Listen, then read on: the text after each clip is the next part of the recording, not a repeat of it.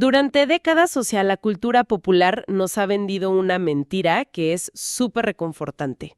Nos dicen que el duelo tiene 5 etapas perfectamente ordenadas Ujú. y que si las sigues al pie de la letra, como si fuera una receta de cocina, pues eventualmente vas a sanar. Exacto, como si fuera un manual garantizado. Justo eso. Pero, ¿qué pasa si descubrimos que ese famoso manual, o sea, el mapa emocional más conocido del mundo, nunca fue escrito para los sobrevivientes, ¡Wow! sino para las personas que estaban a punto de morir? Bienvenidas y bienvenidos a la inmersión profunda de hoy. Nuestra misión es desarmar estos mitos sobre un tema que a todos nos va a tocar. Así es, inevitablemente. ¿Cómo procesamos la pérdida? Vamos a trazar esa línea que a veces es, pues, peligrosamente borrosa entre buscar un guía para el alma y necesitar un rescate clínico. Y para esto nos apoyamos en la conferencia Diferencia científica entre tanatología y terapia del duelo, del psicólogo Jorge Martínez. Y fíjate que es un documento que pone sobre la mesa una distinción vital. Porque usamos tanatología o terapia del duelo como si fueran lo mismo en el día a día. Sí, como sinónimos. Totalmente. Pero metodológica, histórica y neurológicamente son universos súper distintos. No es solo semántica, o sea, se trata de saber qué herramientas usar dependiendo de cómo nuestro cerebro procesa la pérdida. Claro. Y para entender las herramientas que tenemos hoy, creo que primero tenemos que ir a las raíces, ¿no?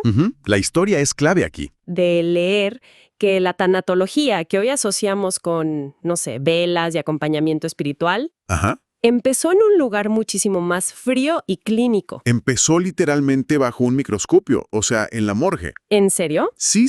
El término nace en 1901. Lo acuña el inmunólogo ruso Elia Mechnikov.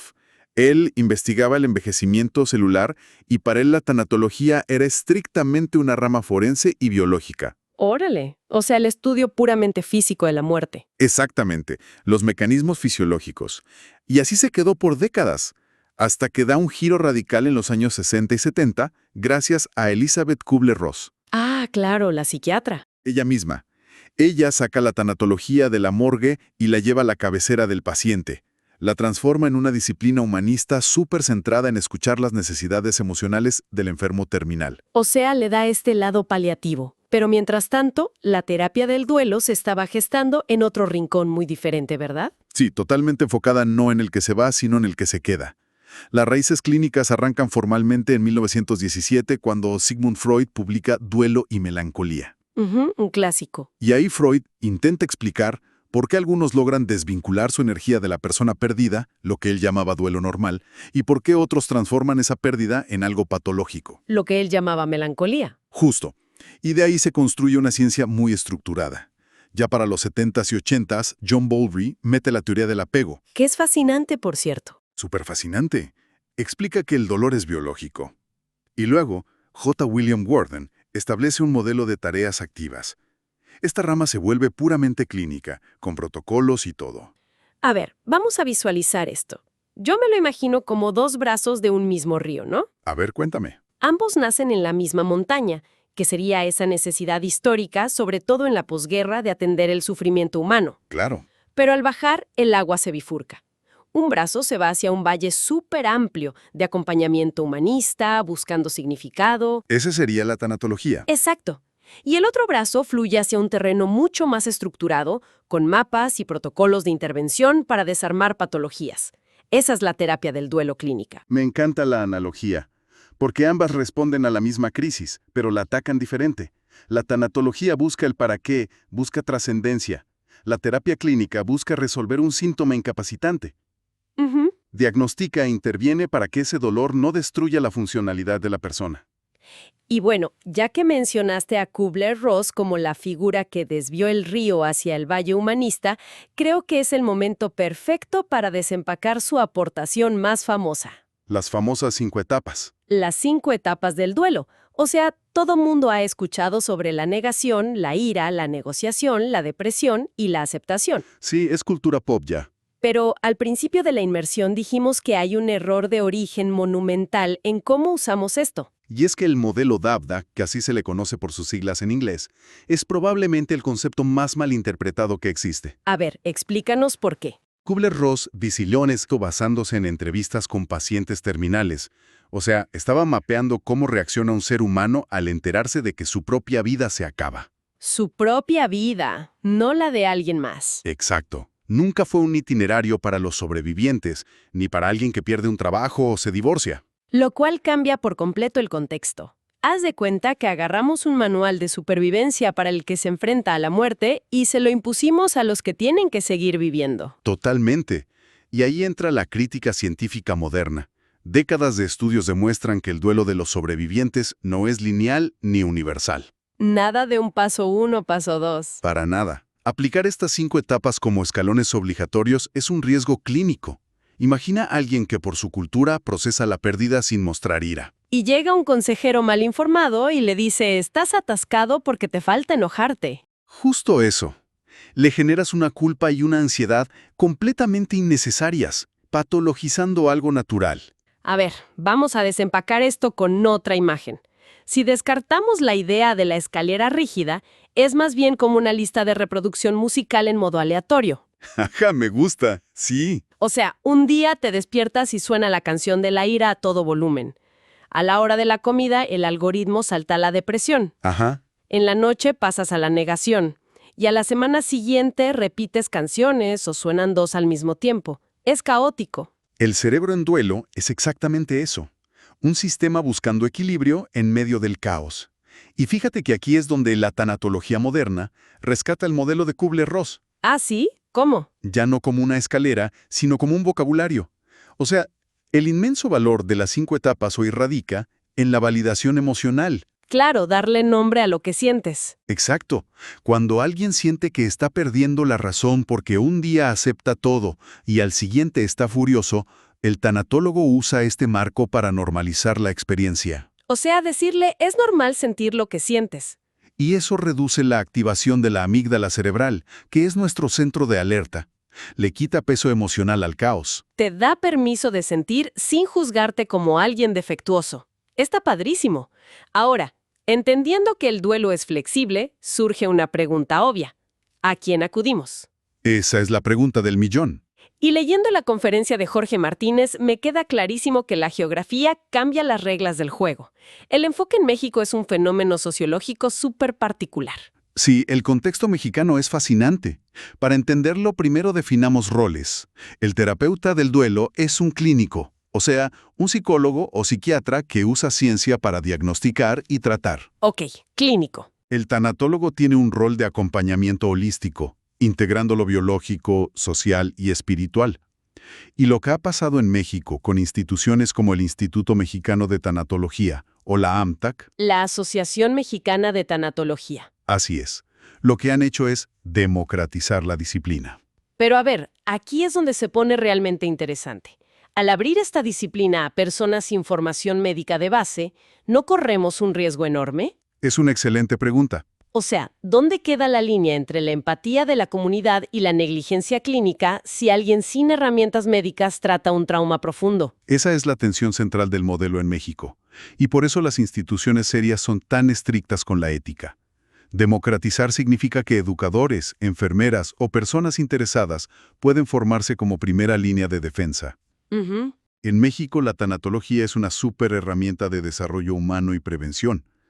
La gente no va solo cuando alguien fallece. Ah, no. ¿Para qué más van? Van para procesar un duelo migratorio, un divorcio complejo, la pérdida de salud por una enfermedad crónica, hasta perder un empleo. ¡Órale! ¿Significa esto que funciona casi como una forma de prevención antes de una crisis grave? Exactamente. Es un facilitador que te ayuda a reconstruir tus creencias. Pero respondiendo a tu duda del riesgo, la conferencia subraya una responsabilidad ética innegociable. ¿Cuál es el límite? Un tanatólogo acompaña y valida.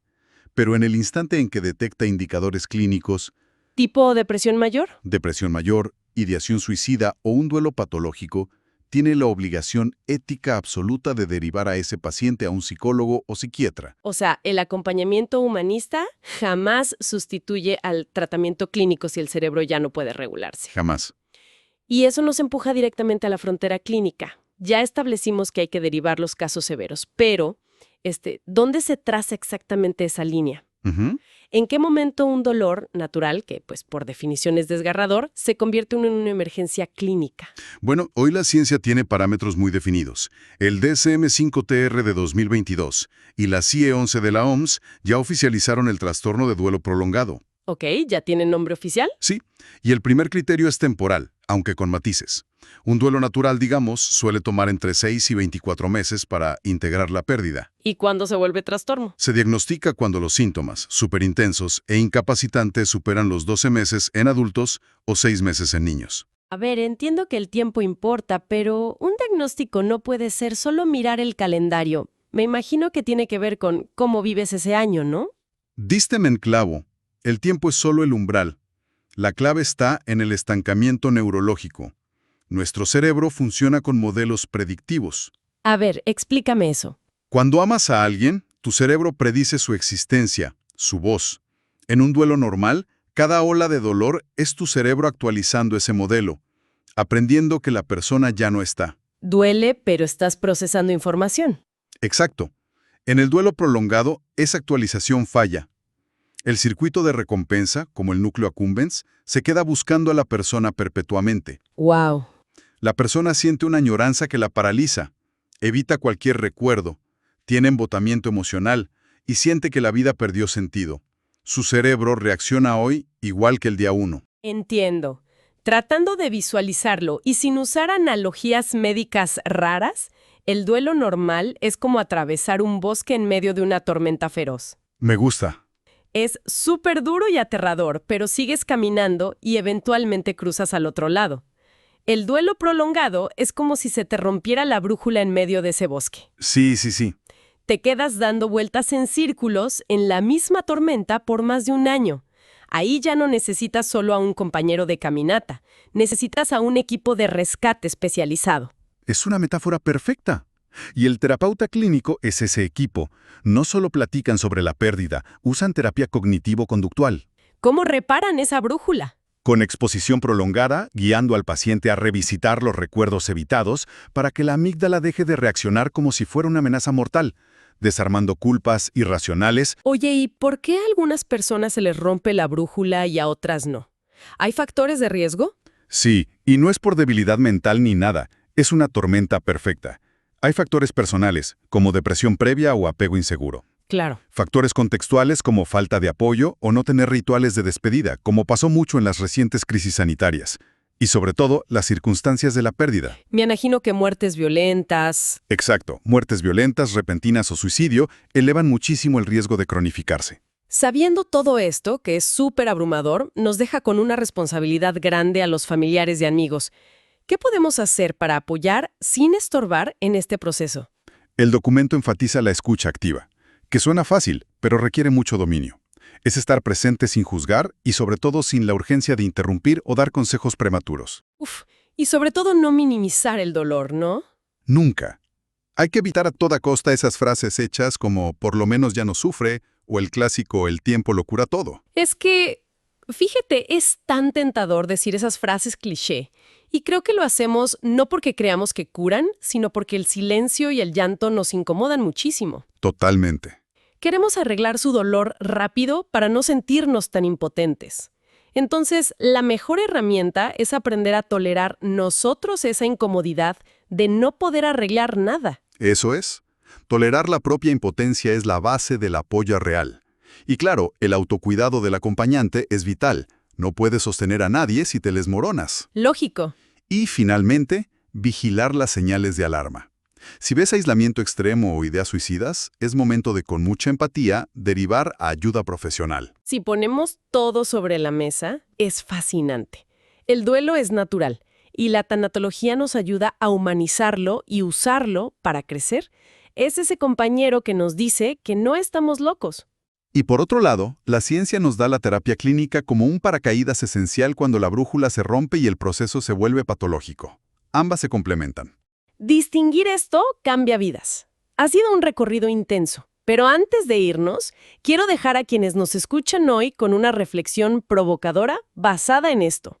A ver, adelante. Si el duelo es tan único y neurológicamente requiere tiempo y paciencia, ¿hasta qué punto nuestra sociedad moderna, tan acelerada y obsesionada con la productividad y el volver a la normalidad rápido, Uf, sí. nos está robando el derecho biológico fundamental de tomarnos el tiempo para sanar, empujándonos hacia la patología. ¿Qué pregunta? Da para pensar muchísimo sobre cómo vivimos hoy. Es una perspectiva para que la analicen en sus propios entornos, sigan cuestionando, explorando y dándose espacio para su propia humanidad. Gracias por acompañarnos en esta inmersión profunda. Nos escuchamos en la próxima.